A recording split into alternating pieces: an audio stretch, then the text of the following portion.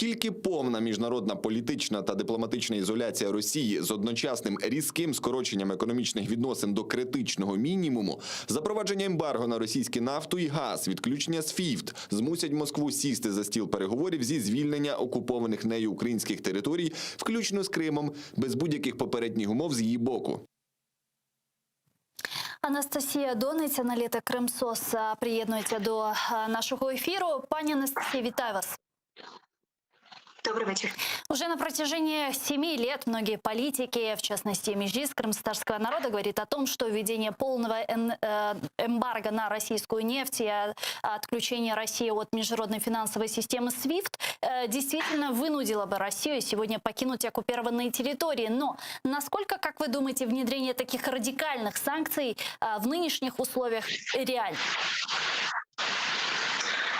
Вы знаете, я скорее соглашусь с предыдущим вашим гостем, что это скорее нереально на данный момент, потому что с политической точки зрения для многих стран Европейского Союза это невыгодно. И я бы сказала, что я не могу согласиться с вами, что индивидуальные санкции не являются действенными, потому что именно то окружение Путина, которое помогает ему оставаться у власти, может страдать от персональных санкций. К тому же сейчас в ЕС был принят новый санкционный режим. Это санкции теперь могут вводиться за серьезное нарушение прав человека. То есть ЕС все время расширяет свои санкционные режимы, расширяет те основания, на которых могут вводиться санкции, и чем больше людей будут подвергнуты персональным санкциям, тем больше будет давление на Путина, потому что кто захочет не ездить в Европейский Союз и не иметь там вклады, да?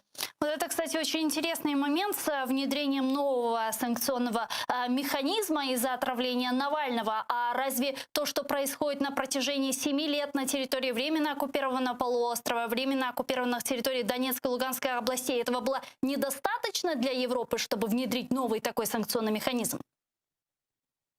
Вы знаете, подобные очень масштабные изменения происходят постепенно. Действительно, Европейский Союз не был первым. Сначала такие санкционные механизмы ввели США. США вообще находятся на передовом фронте так называемых санкций Магнитского, да, санкций за серьезное нарушение прав человека. И, наконец, частью Европейский Союз тоже принял такие санкции. Дело в том, что с ЕС сложнее, потому что там нужен консенсус всех 27 стран. То есть если США или Канада могут единолично решить, мы принимаем санкции, то тут нам нужно 27 политических воль, которые будут одинаковыми.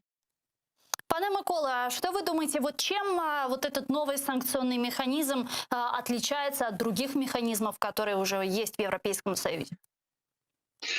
Ну, я зазначу, що не сильно вони відрізняються, тому що тут же ж питання в наслідках. Наслідки для тих, хто порушував права того корінного населення в Криму, будуть такі самі і для Павла Губарєва, якого внесли всі можливі санкційні списки від США, ЄС, України ще в 2014 році. Тут же питання в наслідках. І я хотів би зазначити, що відповідаючи на ваше питання, чому саме зараз, тому що змінився порядок денний. Я нагадаю, що коли в Солсбері, у Великобританії застосовувалася хімічна зброя і вбивалися на території, Союз не вів санкції. Більше того, вони відмовилися синхронізувати свої санкції з санкціями США. Зараз є інший порядок денний. Байден чітко демонструє, що він готовий відновлювати економічне співробітництво в обмін на спільну з тими людьми, особами, чи країнами, чи групами людей, які США вважає ворогами. Тобто зараз дійсно йде певна синхронізація позицій США і ЄС. Звичайно, як сказала попередня доповідачка, абсолютно вірно, що в ЄС цей процес буде більш довгим, більш складним. Але що поробиш? Але тут знову ж таки питання до української сторони. А що українці Україні забороняло ввести персональні санкції до людей, які в тим чи інший спосіб порушували права людей на окупованих територіях? Жодного механізму, яким би нам це забороняв, немає. Тож тут питання до українського МЗС та прокуратури, де ми були років 5. Зачитаю, що поряд із санкціями, які веде ЄС по тому списку, яким дала Україна цей список максимально синхронізує. Тому що дуже цікаво, коли певні особи не можуть виїхати в ЄС, але продовжують подорожувати Україну і мати тут майно. Я вважаю, що в принципі українському МЗС і Генеральній прокуратурі є куди рухатись.